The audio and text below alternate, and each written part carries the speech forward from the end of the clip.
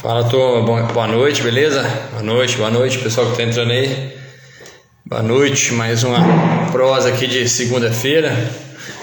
Bate-papo sobre os artigos científicos, cada semana um artigo diferente aí pra gente discutir. Boa noite, todo mundo que tá entrando. Boa noite, pessoal. Boa noite.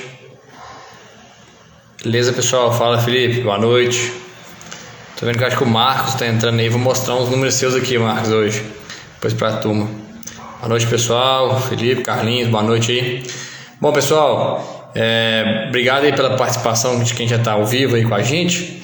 Hoje nós vamos discutir um artigo, sair um pouco do tema que a gente discute toda semana, um pouco, né? A gente está estamos discutindo muito sobre nutrição, sobre algumas coisas de dieta. E hoje nós vamos falar um pouco sobre perdas de gestação em vaca de leite, né? Vamos mudar um pouquinho o enfoque aqui e, como sempre, conto com a participação de vocês aí. Manda pra gente aí qualquer comentário, pergunta, pode ficar à vontade aí para mandar no chat. Já vou começar aqui deixando uma pergunta para vocês aí, ver se vocês me mandam aí no chat qual é uma das principais causas de perda de gestação em vacas de leite? Quais vocês acham aí quais vocês acham que são as principais causas de perda de gestação em vacas de leite? Manda para mim escrito aí nos comentários aí, pra gente ver se depois vai encaixar no que eu vou discutir com vocês aqui na frente. Então vai mandando aí para mim, por favor. Vamos ver, todo mundo que tiver alguma sugestão de qualquer uma que vocês acham que é mais importante, a gente discute aí. Bom, o artigo de hoje então fala sobre perda de gestação em vacas de leite e os efeitos, principalmente na reprodução e impactos econômicos. Interessante desse artigo é que ele avaliou os impactos econômicos, né? Que o Felipe já mandou aí pra gente doenças virais. Vamos lá, os próximos aí, para ver quem mais vai mandar aí pra gente. É bem difícil a gente avaliar o impacto econômico numa fazenda nossa na prática, né? Como que a gente sabe quanto que custou aquele aborto, né? Quanto custa pra gente uma perda de gestação? E esses autores tentaram fazer isso aqui. É um artigo interessante de um país que a gente não costuma também muito trabalhar, né? Ler artigos não é tão comum, não é um país muito forte em pecuária de leite. Eu particularmente não conheço nada sobre pecuária de leite desse país, né? É um artigo da Coreia, né? Mas é interessante também, tem bastante coisa válida aqui para a gente discutir. Bom, várias pessoas mandando aí, vai mandando aí, gente. Depois no final nós vamos discutir um pouco aí sobre cada um falou aí, brucelose, medicamentos ou doenças virais. Manda pra gente aí. Bom, então o objetivo desse artigo era avaliar o quanto de doenças quanto de perda de gestação tinha numa fazenda e como isso impactava economicamente em outros índices da fazenda. Só antes da gente começar a falar sobre o artigo, eu queria fazer alguns conceitos com vocês aqui, deixar claro alguns conceitos. A gente tem alguns tipos de perda, né? Quando ocorre uma morte, uma perda de gestação da fertilização até 42 dias, a gente chama de morte embrionária. Quando tem uma perda de 43 dias até 260 dias, a gente chama de morte fetal ou aborto. E quando o bezerro nasce morto, mas depois de 260 dias de gestação, a gente chama isso de natimorto, certo? Então tem uma diferença. Esses conceitos são importantes só para a gente tentar entender melhor numa fazenda onde estão acontecendo essas perdas embrionárias, essas mortes, essas perdas gestacionais, na verdade, né? Por que é importante eu saber quando está acontecendo? Porque de acordo com o momento que está acontecendo, a gente consegue tentar identificar algum possível fator que esteja contribuindo diretamente para isso, né? E tentar achar uma solução, algo que possa melhorar aí os resultados, diminuir essas perdas embrionárias. Bom, essas perdas gestacionais, na verdade, né? Perda embrionária até 43 dias. Bom, então, esses autores, é interessante quando a gente lê só um artigo, né? A gente não pode ficar preso sempre a um artigo só sobre um tema. A gente sempre tem que ler artigos, sempre com visões críticas e tentar entender se realmente aquela informação é condizente com o que a gente vê no campo aí. Bom, no campo e em outros artigos também, né?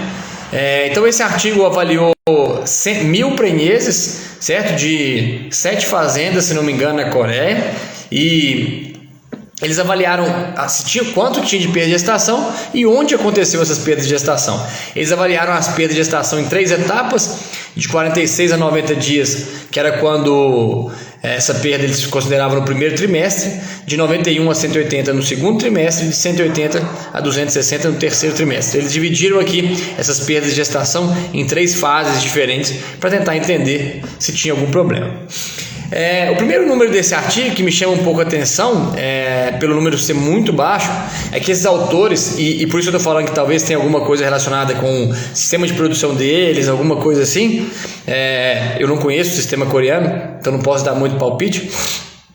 Eles tiveram apenas 6,9% de perda embrionária, desde o primeiro diagnóstico até o nascimento. É um valor bastante baixo quando a gente olha os números brasileiros, os números americanos e os números que a gente tem acesso na literatura.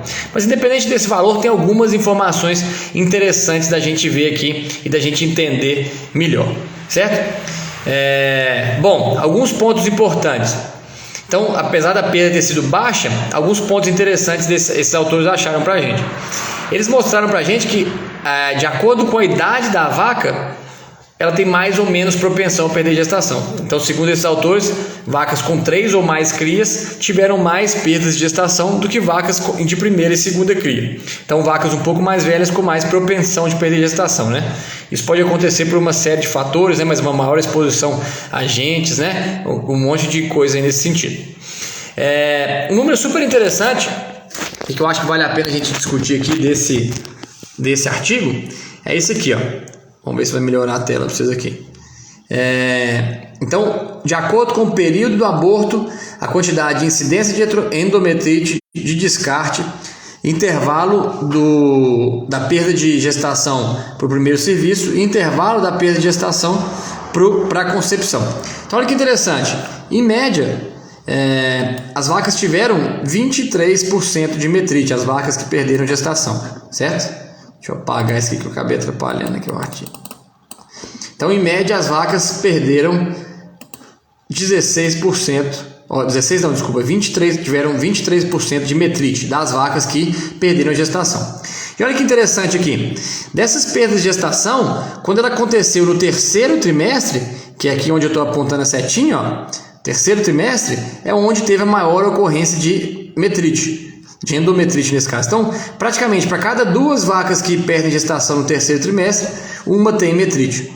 Ou seja, se perdeu gestação, a gente já tem mais um desafio lá na frente, que é a endometrite. E aí um número mais assustador aqui que a gente tem aqui na frente, né? Talvez seja o mais importante desse artigo todo, né? Do total de abortos que tiveram aqui de todas as perdas de gestação que tiveram nesse trabalho deles, 46% desses animais foram descartados do rebanho posteriormente. Então, um aumento gigantesco no número de descarte, né? Essas vacas que têm aqui perda de gestação, independente se a perda de gestação é no primeiro, segundo ou no terceiro trimestre, elas tiveram aqui 46% em média de descarte. Ou seja, perdeu gestação, ela tem uma chance enorme de sair do rebanho. A cada 2 vacas que perdem gestação, uma delas deixa o rebanho. Por que isso acontece? Porque depois ela tem mais chance de ter endometrite, como mostrou aqui. Ela tem um intervalo parto primeiro serviço maior. E essas vacas, principalmente, vão ter dias em lactação muito estendidos, né? Imagina lá uma vaca que está gestante por 120 dias. Se ela abortar, por exemplo, né? Perder essa gestação. Ela vai abortar com 120 dias, depois disso ela vai ter que recuperar, vai demorar cerca de 80 dias aproximadamente para ter o primeiro serviço depois, que é o que esses dados mostram. Então já aí tem 200 dias, né? E mais 50, 60 dias para ela emprenhar, que é o que esses trabalhos mostram. Então essa vaca, vamos imaginar que ela tivesse emprenhado na primeira vez lá com 150 dias de DEL. Ela gastou mais 250 dias aqui para emprenhar de novo, né? Então ela estaria prenha com 400 dias de DEL e ainda com toda uma gestação pela frente, né? Mais 280 dias ali para percorrer. Por isso que quando uma vaca aborta ou perde uma gestação, né, a chance dela ser descartada do rebanho aumenta demais da conta, certo? Nesse trabalho aumentou muito, cerca de 46%, um número bastante alto. Outro número interessante desse trabalho é o custo, né? Com nutrição, com crescimento, com medicamento, com descarte e tudo mais. Segundo esses autores, uma perda de gestação tem um custo de aproximadamente $2.000 aqui na conta desse pessoal, né? Não sei se a gente pode converter diretamente para real hoje com essa variação do dólar que a gente está aqui, né? Com essa cotação super alta, mas é um valor muito alto, né? Vamos botar que isso aqui seja em reais para a gente também, comparação mais direta, né? Então, R$ 2.300 é uma perda de gestação. Eu acredito que é por aí mesmo, né? Deve ser daí para mais um pouquinho, talvez, né? Então, esses autores conseguiram fazer essas contas e mostraram para a gente esses números. O número mais importante aqui foi o de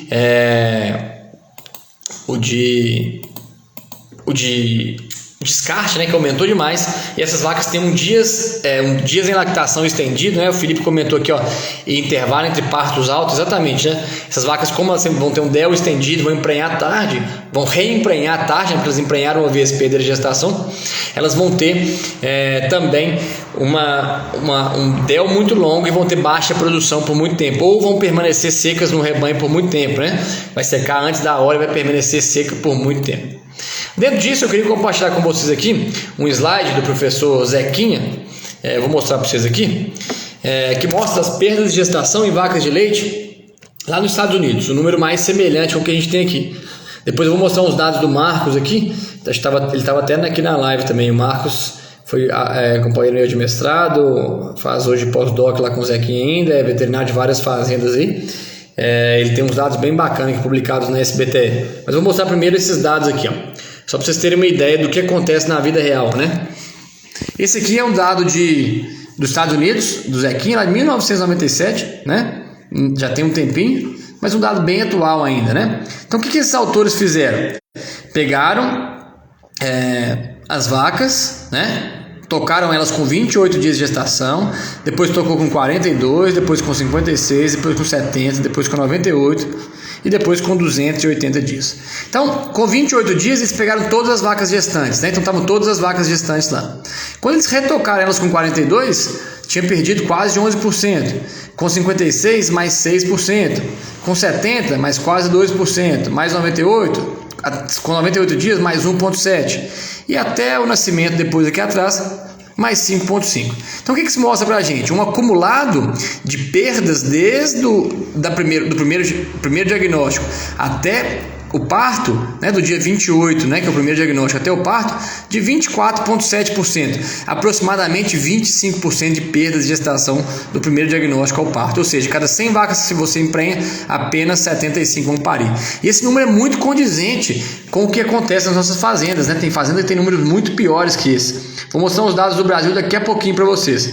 Um ponto interessante desse trabalho é que a maior perda de gestação ocorre no começo também, né? De 28 a 42. E esse é um ponto interessante. Quanto mais nova a gestação, maior a perda de gestação.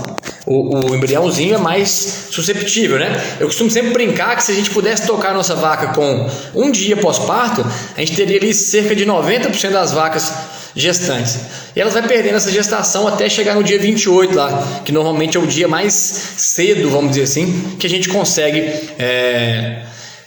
consegue tocar uma vaca com segurança para falar que ela está gestante com certeza absoluta. Obviamente, alguns animais a gente consegue tocar um pouco mais cedo, mas a grosso modo 28 dias é um número que quase todo mundo usa aí para tocar as vacas.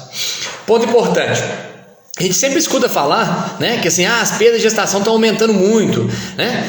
Na minha fazenda está perdendo demais, antigamente não perdia. Na época do meu pai, do meu avô lá, não perdia gestação, hoje perde muito. Está aumentando as perdas de gestação? Talvez sim. A gente vai discutir por alguns fatores, né?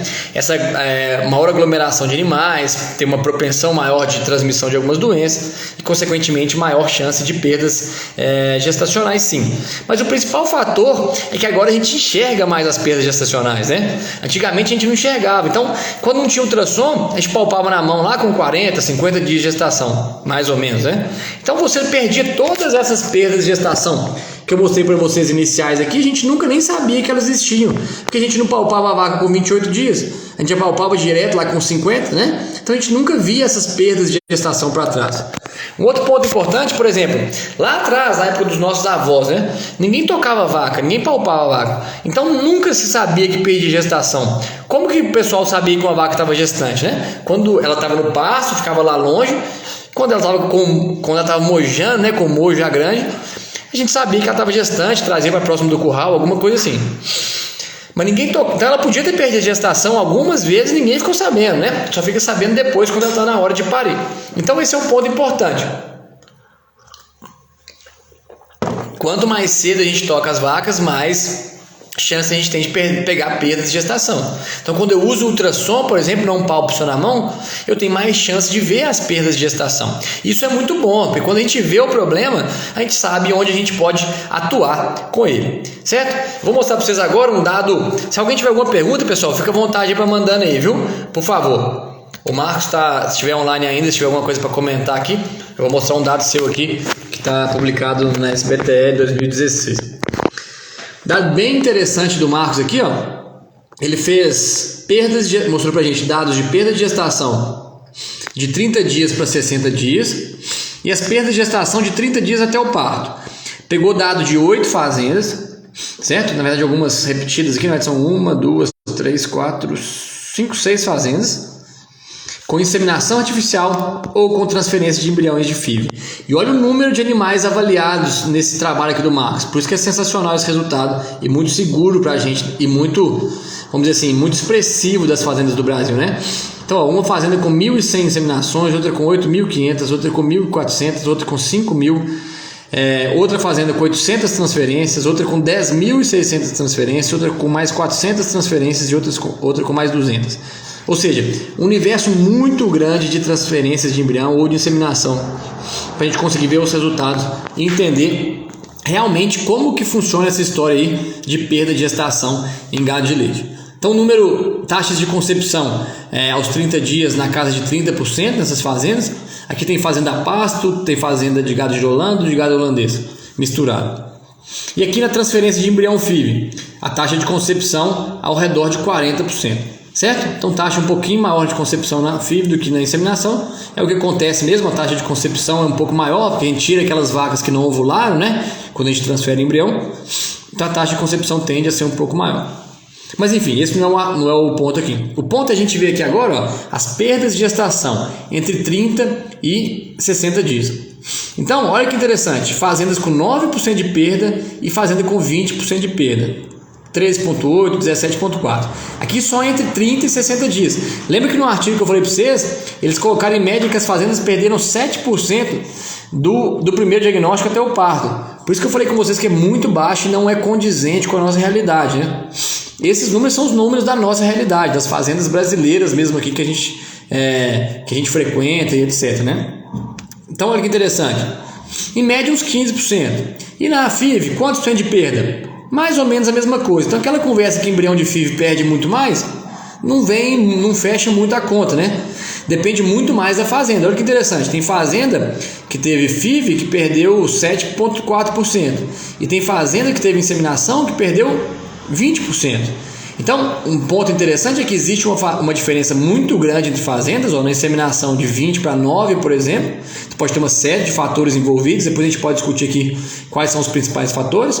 E outras fazendas, por exemplo, de FIV, com 18,8% de perda e outra com 7,4%. Né? O que será que está acontecendo? Existem diferenças nessas fazendas em manejo, etc. Daqui a pouco eu vou colocar um slide para vocês aqui que mostra o que pode acontecer, essas perdas aqui também.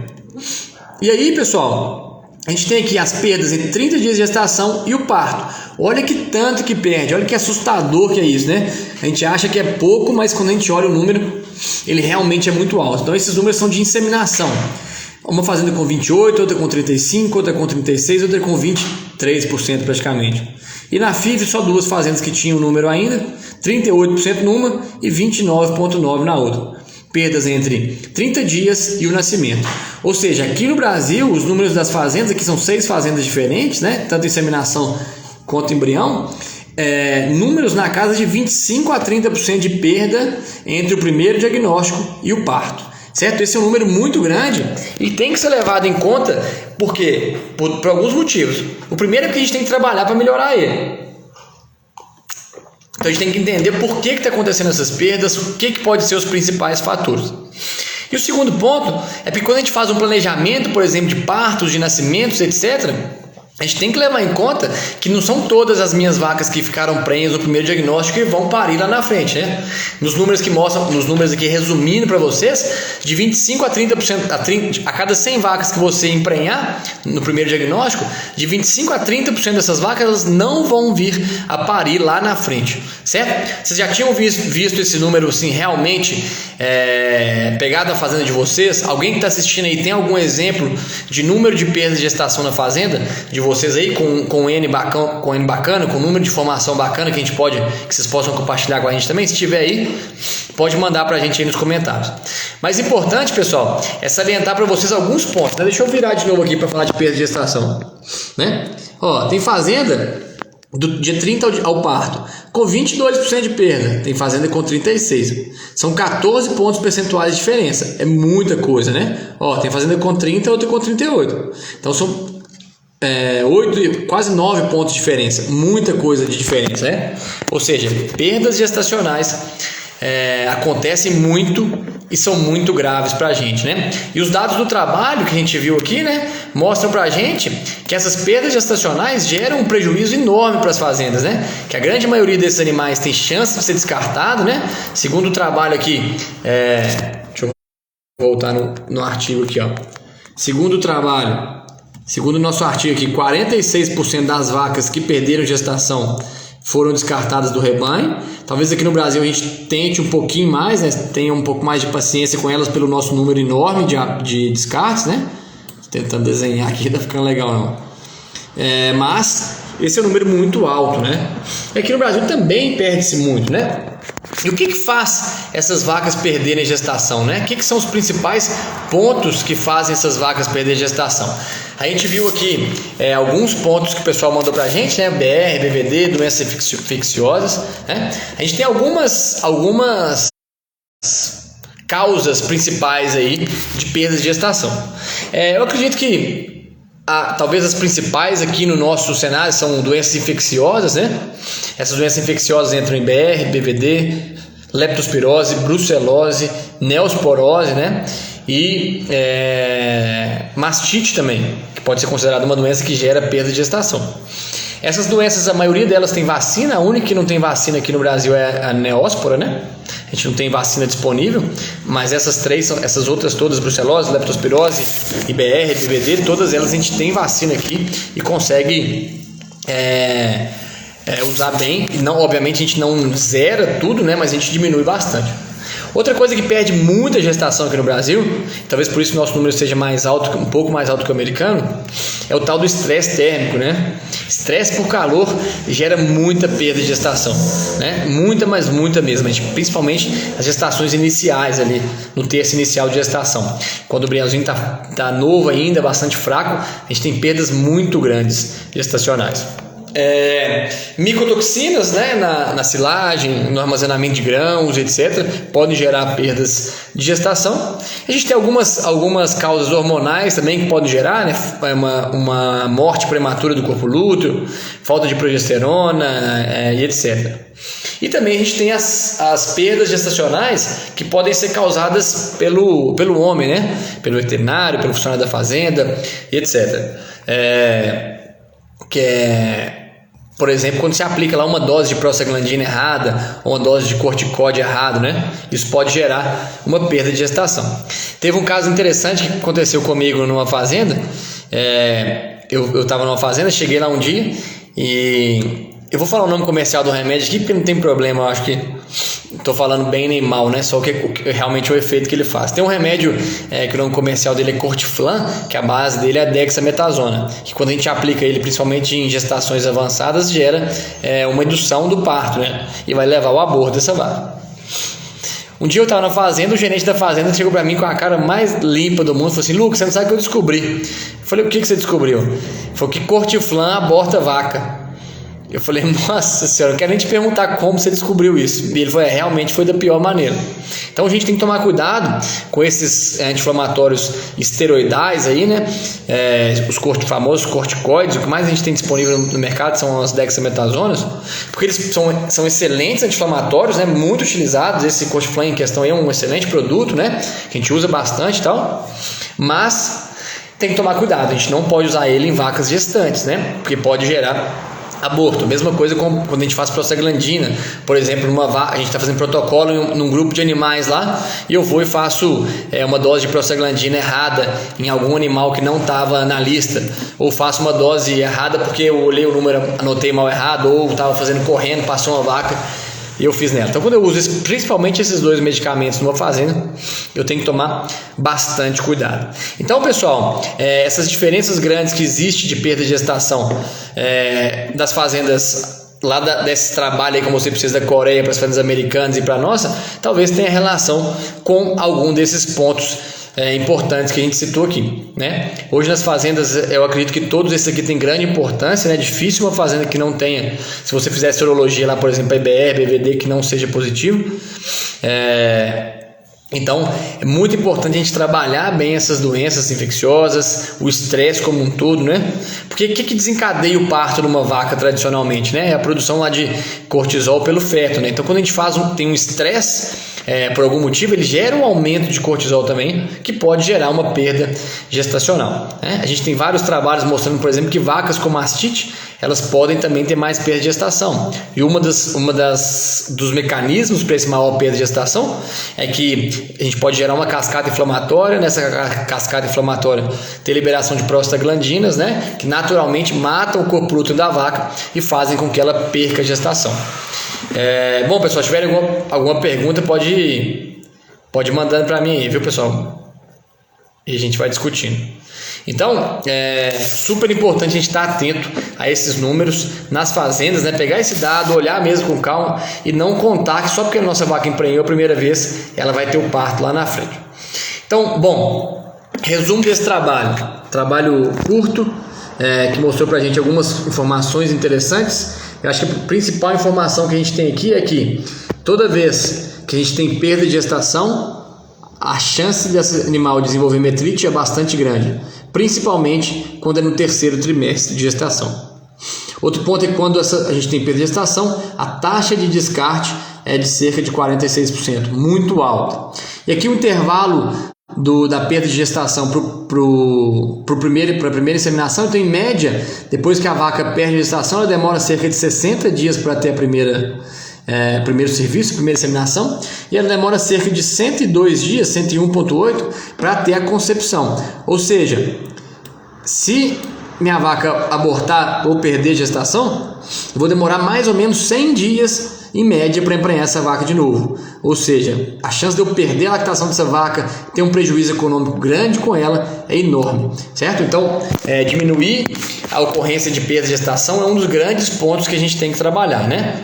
Bom, e aí não tem no artigo aqui que ele não discute isso, o que o artigo discute só que vacas mais velhas têm mais chance de ser descartada e demoram cerca de 100 dias para emprenhar. Só isso já é uma informação muito bacana para a gente, né? E aí o que eu queria compartilhar com vocês também é o que a gente pode fazer, né, para diminuir perdas de gestação nas fazendas na prática. O que eu posso fazer? Acho que eu caí aí, né? Agora eu voltei.